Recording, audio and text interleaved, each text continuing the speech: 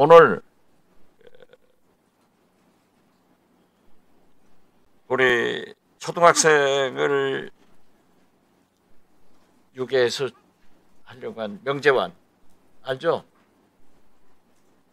명재환 몰라요? 이름까지는 기억 네? 못하겠습니다. 거기가 지금 구형을 무기징역을 했어요. 무기를. 그런데 이재명은 그렇게 빨리 진척하려고 했지만은 윤석열은 보십시오. 헌법재판소에서 전원 만장일치로 내란 우두머리다 하고 결정된 거예요.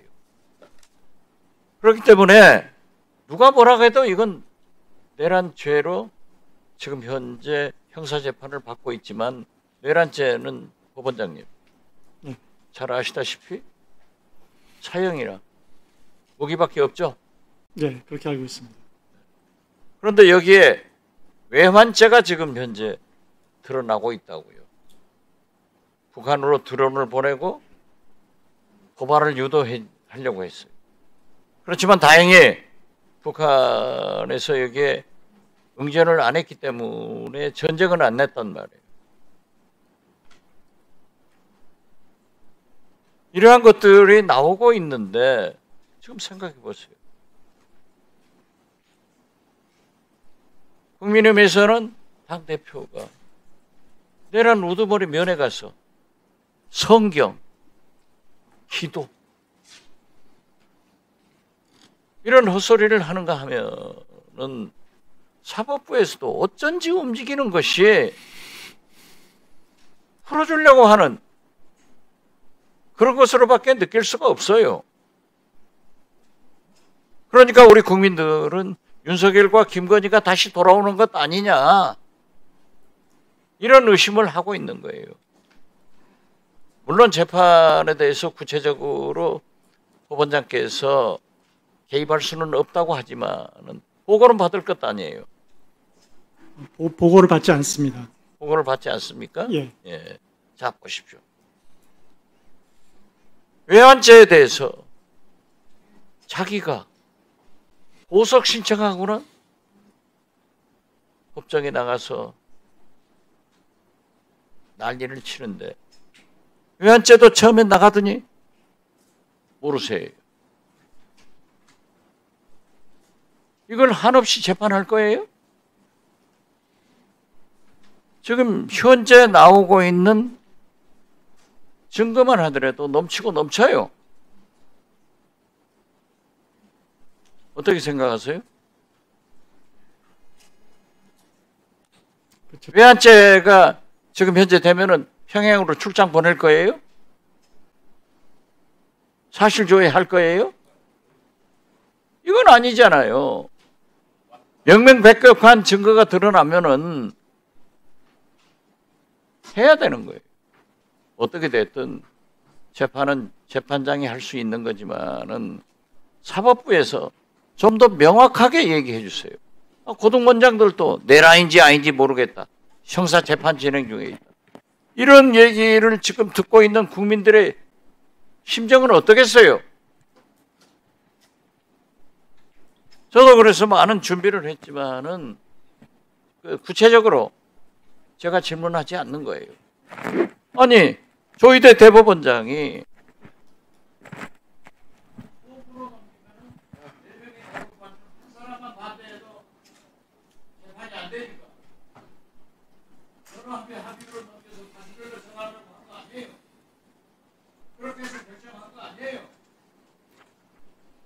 네, 발언 시간이 종료되었습니다. 정리해 주시기 바랍니다. 네, 수고하셨습니다. 다음은 김용민 위원님. 네, 민동원 사무국장님 앞으로 나와 주십시오.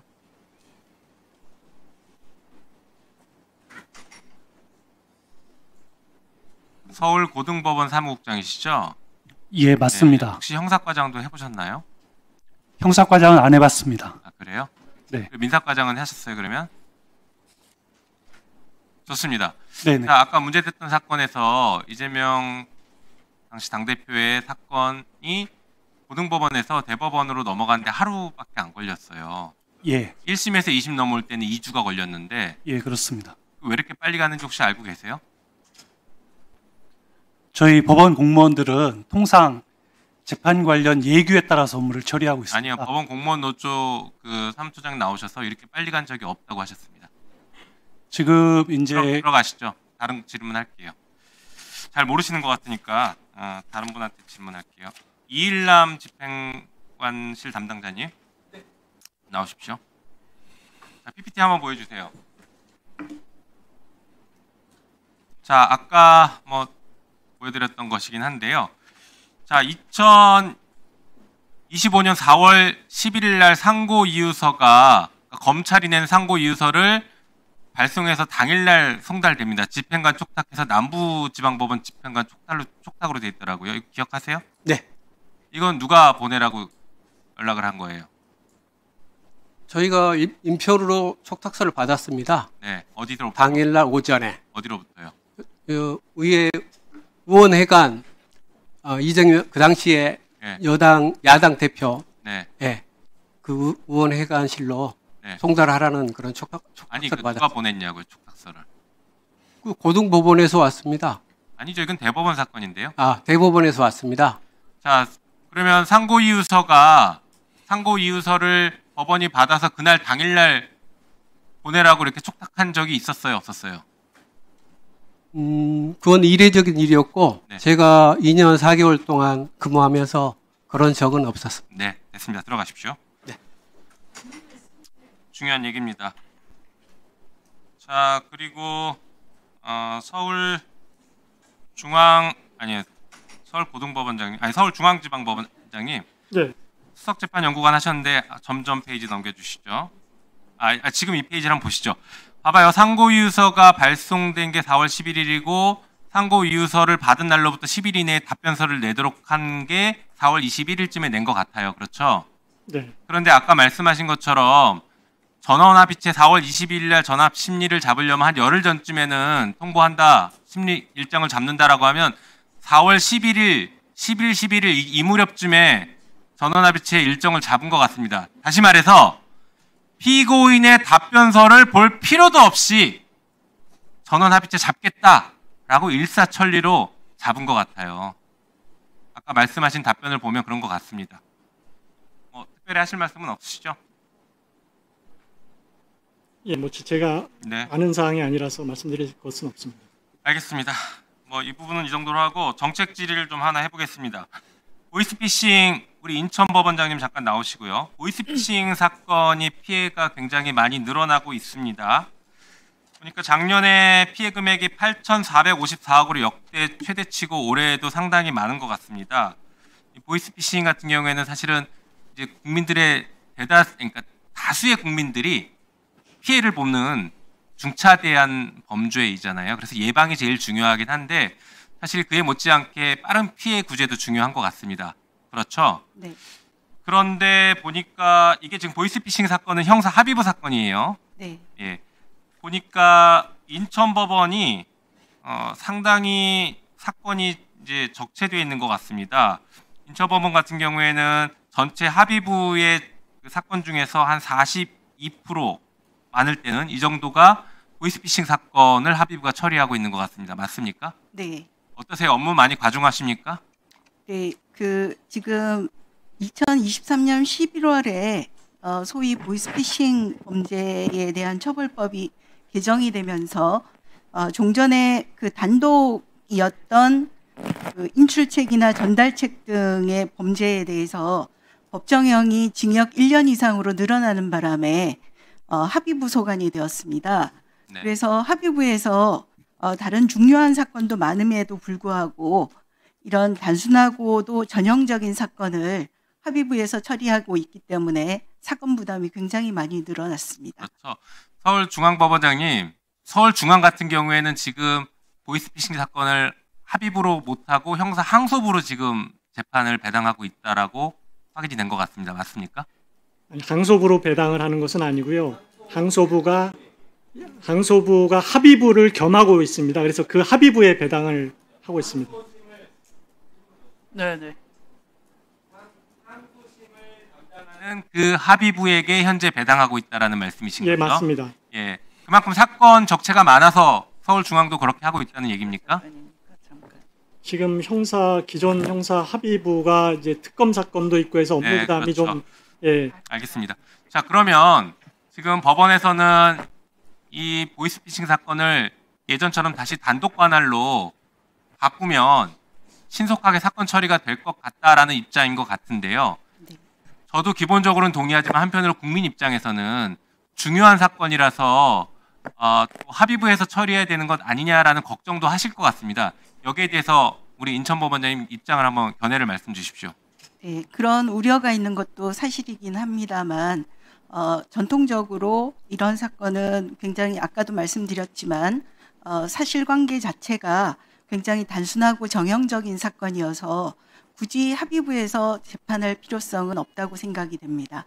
단독 재판부에서도 충분히 할 수 있기 때문에 형사 합의부에서 그 외에 더 중요하고 복잡한 사건을 처리하는 것이 재판의 신속에 도움이 된다고 생각합니다.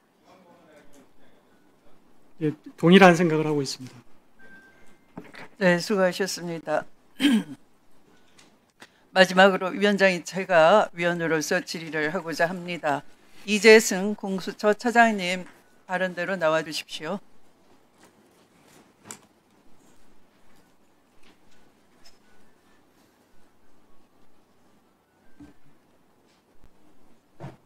회의장에서 핸드폰 소리가 들립니다. 무음으로 좀 조정해 주십시오. 네, 시작해 주십시오. 네, 22년 10월 전현희 권익위원장이 최재해 감사원장과 유병호 사무총장을 직권남용과 무고로 고발한 사건 아시죠? 예, 알고 있습니다. 네, 공수처 담당 주임 검사가 수사 일부에 심태민 검사인 것도 맞죠? 예, 맞습니다. 네. 그런데 그 심태민 검사가 도이치모터스 주가 조작에 이종호 피고인을 수사한 바 있습니다. 그런데 이 심태민 검사가 공수처로 오기 전에 변호사로 활동할 때 21년 이종호의 변호인단으로 송창진 변호사와 함께 변호를 맡았다는 거 알고 계시죠? 예, 알고 있습니다. 네. 그러니까 심태민과 송창진은 23년도에 나란히 공수처 검사로 임용이 됐어요. 이종호를 위한 변호를 하다가 공수처 검사로 임용이 된 것이죠. 네. 그런데 이런 그 심태민 검사가 말이죠. 이종호가 있는 멋쟁 해병 단톡방 제보 관련 수사 검사로 수사 제보를 다 받게 됩니다. 공익 제보자로부터. 네, 그거 알고 계십니까? 예, 그 사실을 그런 다음에 회피 신청을 한 바 있죠. 예, 바로 회피 신청한 네. 것으로 알고 있습니다. 네, 그러면 한번 보십시오. 이 이종호의 임성근에 대한 인사로비 의혹이 있지 않습니까? 김건희 여사에게 사표 내지 마라고 이종호가 말했다. 이런 거 기억하시죠? 언론 보도가 됐습니다. 예, 언론 보도를 네. 통해서 알고 있습니다. 네, 그러니까 바로 문제의 이 심태민 검사가 지금 같은 변호사 하다가 이종호 변호를 하다가 공수처 검사가 된 송창진과 함께 일을 하게 됐는데 송창진은 어떻게 얘기하는가 하면 당시 이 이종호에 대한 그 수사를 하려고 하니까 수사 기록에 소설 같은 이야기를 다 써두었다. 끝까지 읽기도 어렵다. 설사 사실관계가 맞다고 하더라도 법리적으로 문제가 있을 것 같다. 압수 통신영장을 결재할 수가 없다. 본인을 결재 라인에서 배제해버리면 사표를 내겠다. 이렇게 수사를 못하게 강력하게 압박을 가하고 반발을 했다는데 사실이죠? 제가 부임하기 전에 있었던 일이라 저도 네. 사후적으로 그런 사실을 알고 계시죠? 네, 보고를 받아서 알고 있습니다. 네, 그런데 제가 이 지금 심태민 검사가 아까 처음에 말씀드린 전현희 전 권익위원장의 체제 감사원장에 대한 무고 고발 사건 수사 하나도 안 한다고 그래요. 전혀 사실이 아닙니다. 아니, 제가 제보를 받았어요. 왜냐하면 그 근거가 이 내부 제보에 의하면 감사원에서는 관련 자료 준비가 다 돼 있는데 공수처에서는 3년 넘게 아무런 연락도 없고 너무 소극적이어서 걱정이다라는 제보를 받았습니다.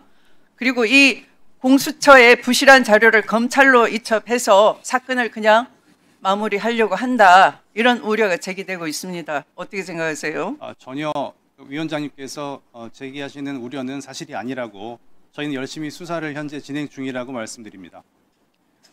그런데 이 신태민 검사는 이 수사를 하면 안 될 것 같아요. 아까 그런 이종호 관련해서도 나중에 회피를 했다고 하지만 일단 수사 본인은 그 내부 제보자로부터 고발자로부터 수사 정보를 받으면 안 되는 입장에 있었던 거예요. 그러면 처음부터 나중에 다 수사 정보를 취득하고 난 뒤에 회피하면 안 되는 것이었어요. 이종호의 변호인단으로 활약을 했기 때문에 이 사건의 이해 충돌이 되지 않습니까? 근데 마찬가지 이 해당 사건도 고의적으로 수사 안 한다는 제보가 있고 보면은 수사를 하면 안 될 것 같습니다. 이 제대로 주인 검사를 변경하시고 감사원과 원활하게 수사 협조를 통해서 3년 넘게 질질 끌고 있는 이 전현희 전 권익위원장에 대한 권익위원장의 무고 고발 사건을 적극적으로 처리하셔서 감사원의 신뢰를 좀 회복해 주시길 바랍니다. 위원장님께서 우려하시는 사항에 대해서 저희가 잘 살핀 후에 법과 원칙에 따라서 수사를 하도록 하겠습니다. 네, 들어가십시오.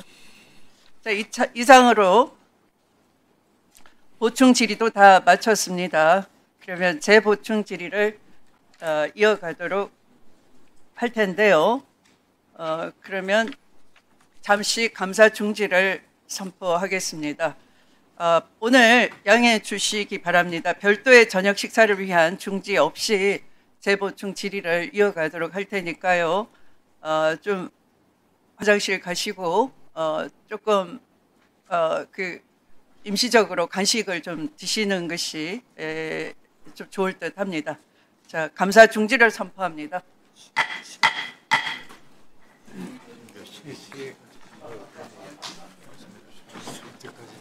알려드립니다. 하셨습니다. 이 사안도 대법원에 있었던 이 절차도 사상 초유입니다. 왜 이렇게 사상 초유의 사건이 대선 한복판에 일어났을까요?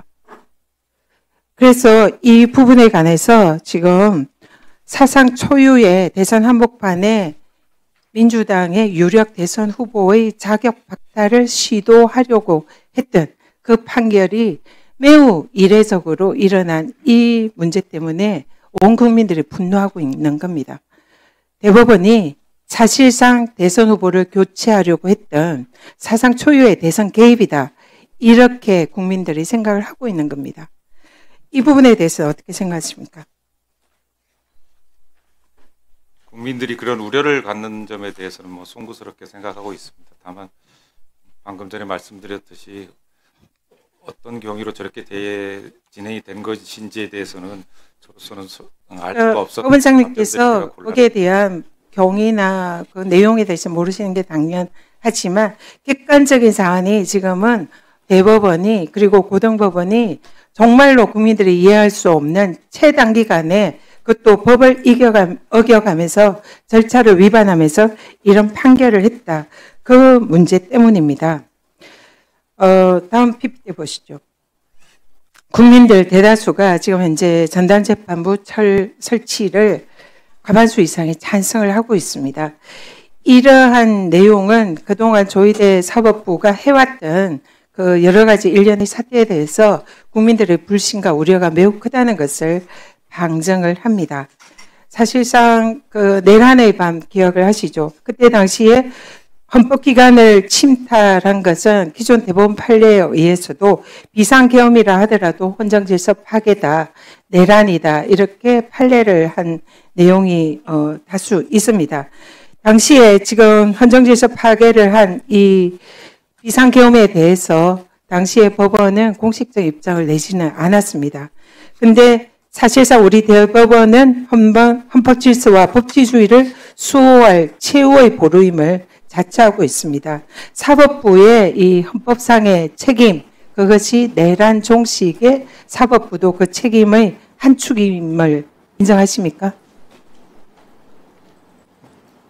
헌정질서 파괴에 대한 그것을 바로 세우는 책임이 사법부에도 있다는 걸 인정하십니까? 예, 그 점에는 동의합니다. 인정하시죠?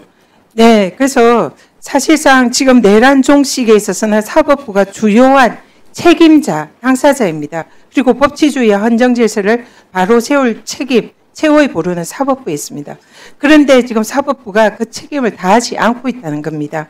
사상 초유의 이 대법원의 대선 한복판에서 대선 개입을 해서 유력 대선 후보의 자격을 박탈을 시도했다는 점, 그리고 지기현 판사의 윤석열 전 대통령의 사실상 사상 초유입니다. 이것도 날이 아닌 시간으로 계산해서 구속 취소를 한 결정, 그리고 CCTV에서 내란의 주요 종사자 이미 확인이 된 한덕수, 박성재에 대한 알 수 없는 구속영장 기각 판결, 이런 일련의 판결이 대법원이 그리고 사법부가 과연 헌정질서를 수호하고 법치주의를 수호하는 내란 종식에 책임이 있는가, 그 책임감을 느끼고 있는가, 이것을 지금 국민들이 묻는 것입니다.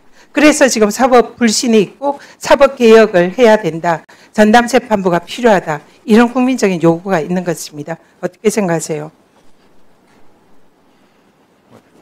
의원님께서 말씀하신 것처럼 여러 가지 논의가 있는 걸로 알고 있습니다. 다만 이제 종전 다른 의원님들 질문에 답변했듯이 다만 그 내란 전담재판부 네, 그 질문을 좀 이따 하겠습니다. 차영민 형사수석부장님, 지금도 구속 취소 이런 결정을 할 때에 일로 계산합니까? 시간으로 계산합니까?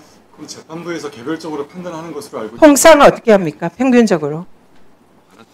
관행은 일로 계산하는 거 아닙니까? 발언대로 나오시죠. 잠깐 시간 멈추시고. 네.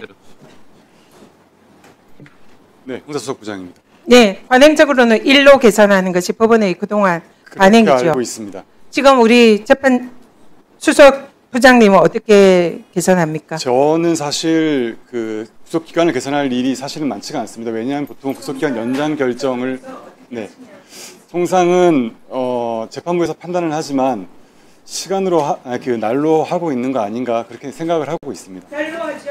그러니까 그거를 정확히는 모르겠습니다. 그러니까 그게 왜냐하면 구속 기간 갱신 결정을 연장 결정을 할 때 보통 문제가 되는데 당직 법관들이 하고 있습니다. 저는 구속 기간 계산을 하는 업무를 제가 재판하는 업무에는 구속 기간에 관한 쟁점이 되는 부분이 없습니다. 네. 형사재판할 때 구속 기간에 계산을 해본 적 없습니까? 그 이전에는 일로 했었습니다. 일로 하셨죠? 그렇습니다. 지금 현재까지 형사법원의 관행은 1이었습니다. 이 사안도 사상 초유입니다. 시간으로 계산한 것. 왜 이 1년의 내란 사태에서 법원은 사상 초유의 이런 결정을 되풀이하느냐, 이것을 국민들이 질문을 하고 계십니다. 여기에 대해서 사법부는 우리는 모르는 일이에요 하고 변명만 위반할 것이 아니라 국민들에게 분명한 대답을 하셔야 됩니다. 그리고 헌법 수호와 법치주의 수호의 의지를 분명히 사법부가 보여야 한다, 이렇게 생각합니다. 법원장님 답을 해주시죠. 공정한 재판을 꼭 수행해달라는 취지로 알아듣고 그 부분은 명심하도록 하겠습니다. 네, 마무리해 주십시오. 네. 그 중앙지방법원장님, 네. 그 윤석열 구속 취소 이후에 혹시 중앙법원의 구속 취소 사건이 몇 건이나 있었는지, 그리고 그 사건들은 날로 했는지 시간으로 했는지를 확인하셔서 자료를 제출하거나 아니면 다음번 질의할 때 의원님들께 그 정보를 좀 제공해 주십시오. 예, 알겠습니다. 네, 지금 당장은 답하기 어려우시죠? 예, 지금은 제가 알고 있지 않습니다. 곧바로 좀 확인해 주십시오. 어려운 일은 아닌 것 같으니까. 예, 알겠습니다. 네, 다음은 주진우 의원님 질의해 주십시오. PPT 좀 띄워주세요. 서울고등법원장님. 예. 저는 캄보디아 문제를 우리 일선 판사님들도 함께 좀 고민을 해주셨으면 합니다. 지금 법원의 온정주의에 대해서 국민들이 굉장히 우려가 많습니다. 특히 범죄 피해자의 어떤 피해 회복과 인권보다 피의자의 인권, 피고인의 인권만 너무 중요시 되는 거 아니냐라는 불만이 터져 나오는 거거든요. 어제 저는 캄보디아 구금자 64명의 송환이 딱 그런 모습이었다고 생각합니다. 생사를 걸고 탈출했던 피해자는 대사관에 목숨 걸고 왔더니 업무 시간이 3시 반이니까 끝났다. 여권 제시하라. 범죄니까 여권을 뺏긴 거죠. 근데 여권 제시하라고 하면서 문전박대하고 겨우 KBS 취재진들 만나서 겨우 지금 살았습니다. 근데 범죄로 구금된 64명은 전세기까지 보내서 국내로 무더기로 데려왔거든요. 근데 굉장히 충격적인 장면이었어요. 제가 생각했던 장면하고도 완전히 달랐습니다. 수갑 차고 문신 보이면서 입국했을 때 국민들이 굉장히 놀랍고 생각했던 모습이 아니었어요. 64명 대부분이 로맨스 스캠, 보이스피싱 이런 조직에 관여됐다라고 하고 살인, 납치 등 강력범죄와 연관돼 있을 가능성도 매우 높습니다. 당연히 엄정한 처리가 필요하죠. 이렇게 일관해서 데려오면요. 48시간 동안 이게 진상규명이 굉장히 어렵습니다. 강력범죄일수록 현장 검증이 필수거든요. 범죄 현장을 가봐야 살해 현장이든 뭐 납치 현장이든 고문 현장이든 현장이 있어야 뭔가를 진상을 규명할 거 아닙니까? 다 사건 현장이 캄보디아에 있어요. 그럼 일일이 수사기관들이 출장을 할 것이냐 하는 문제가 있고요. 주범인 중국인들은 전부 다 도피했다는 외신 보도가 있었습니다. 외국인 공범들하고는 설사 잡혀도 어떻게 대지를 합니까? 지금 공범들끼리 아마 여기 있는 판사님들 다 아실 거예요. 공범들끼리 일부만 잡혔을 때 얼마나 많이 서로 책임을 미루고 거짓 진술하고 진상규명이 어렵게 만듭니까? 저는 이 조치를 도저히 이해를 못하겠어요. 캄보디아 현지에서 합동조사하면서 충분히 진상을 규명한 다음에 순차로 송환했으면 딱 되는 일인데 지금 민주당 의원님들이 대거 가다 보니까 뭔가 보여줘야 되니까 전세기에 태워서 범죄자들만 송환을 한 겁니다. 캄보디아 입장에서도 마다할 이유가 없죠. 피해자가 한국인들이고 그 범죄자들 데려간다는데 캄보디아가 막을 이유가 있습니까? 그래서 송환을 허용한 거고요.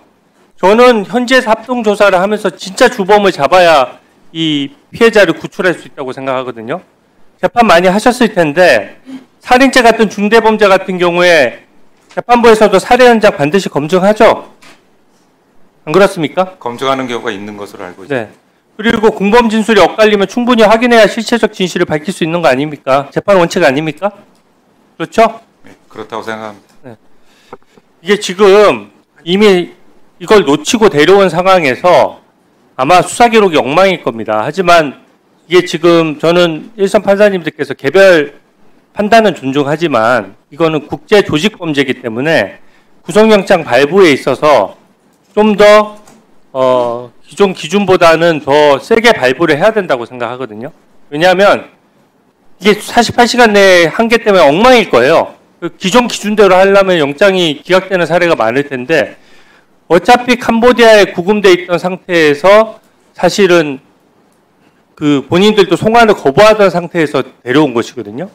그렇기 때문에 저는 이후에 다소 억울한 사람들을 석방하는 한이 있더라도 원칙적으로 구속 수사와 재판이 필요하다고 보는데 어떻게 생각하세요?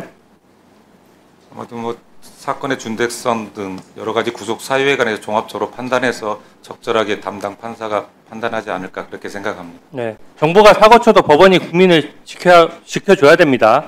아시겠죠? 그리고 법원장님, 다음 PPT요. 살면서 가장 예의 바르게 법원장님한테 인사한 사람 누굽니까?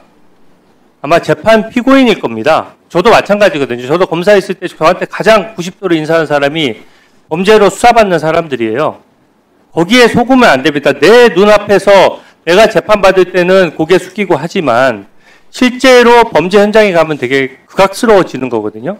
실제 영장 기각되고 가서 보복 살해를 저지르는 사람들도 많아요. 근데 지금 우리나라는 현실이 국제범죄조직의 호구가 돼 있다고 생각합니다. 정부가 TF 만들어서 대처하고 발표한다고 대처한다고 발표까지 했는데 버젓이 고수익 알바로 해외 유인을 하고 있어요. 제가 워낙 답답해서 한번 쳐봤습니다. 오늘 아침에도 쳐보고 며칠 전에도 쳐봤어요. 똑같아요. 그냥 인터넷에 들어가서 고수익 알바라고 딱 치잖아요. 그러면 거기에 그 해외로 유인하는 글들이 뜨면서 텔레그램 방으로 안내를 합니다. 다음 PPT 한번 띄워봐 주세요. 이게 진짜 범죄 현실이에요. 첫 번째 PPT 보면은요, 제가 텔레그램 방에서 실제 저 범죄하는 사람들하고 대화를 한 겁니다. 근데 뭐라고 하냐면은 지금 고수익 알바를 원한다니까 가족적인 분위기라면서 필리핀으로 오라 그래요. 필리핀이라는 단어도 안 씁니다. 필이라고 해요, 필. 필이 뭐냐고 물어보니까 이제 필리핀이라고 하는 거죠. 지금 캄보디아만의 문제가 아닙니다. 필리핀, 라오스 등등의 이런 범죄가 굉장히 창궐하고 있다는 거 보여주는 거고, 지금도 정보를 비웃으면서 이거를 계속 이렇게 하고 있는 거예요. 다음 페이지 보여주세요. 이게 국제범죄뿐만 아니라 국내 마약 던지기도 버젓이 아르바이트 하라고 텔레그램에서 권유합니다. 이건 또 다른 방이에요. 마약 한 건 던지는데 얼마인 줄 아십니까? 3만 원 받고 우리 청년들이 저기 꼬임 당해가지고 3만 원 받고 마약 운반하고 있는 겁니다. 근데 왜 이런 국제범죄 조직이 우리나라가 타겟이 됐냐? 어제 채널A에서 보도가 나왔어요. 중국인들이 사기죄 저지르면 중국에서는 사형인데 우리나라만 양형이 미온적이라는 겁니다. 양형이 약하고 구속을 잘 안 하고 그렇게 하면 당장 내 눈앞에 있는 피의자는 불쌍해 보이고 그 사람들 인권을 보장하는 듯한 기분은 들겠지만 실질적으로 그 뒤에 숨어있는 피해자들이 죽어나는 겁니다. 이 온정주의나 양형에 대해서 한 말씀 좀 제대로 법원의 대표에서 말씀해 주십시오. 아마 양형에 대해서는 이미 양형 기준도 정립이 되어 있는 걸로 알고 있고요. 또한 예, 의원님 말씀하신 것처럼 사회적 폐해가 큰 사건에 대해서는 그에 따른 적정한 양형이 이루어지지 않을까 그렇게 생각을 하고 있습니다. 아마도 법원에서도 여러 가지 노력을 할 것으로 그렇게 생각합니다. 네, 다음은 곽규택 의원님 질의해 주십시오.